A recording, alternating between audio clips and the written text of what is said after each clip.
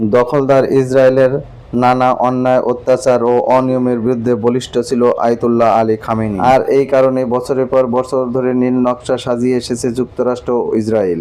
কারণ একটাই ছিল, আয়াতুল্লাহ আলী খামেনিকে হত্যা করার জন্য। ইরানের রাজধানী তেহরান সহ দেশটির বহু শহরে শনিবার অতর্কিত হামলা শুরু করে ইসরায়েল। দেশ দুইটি যৌথ হামলায় ইতিমধ্যে ইরানের সর্বোচ্চ নেতা আয়াতুল্লাহ আলী খামেনি সহ বহু শীর্ষ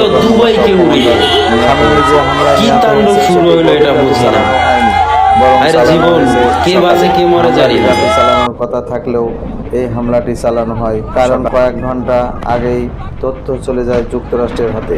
মাসের পর মাস ধরে যুক্তরাষ্ট্র ইসরায়েল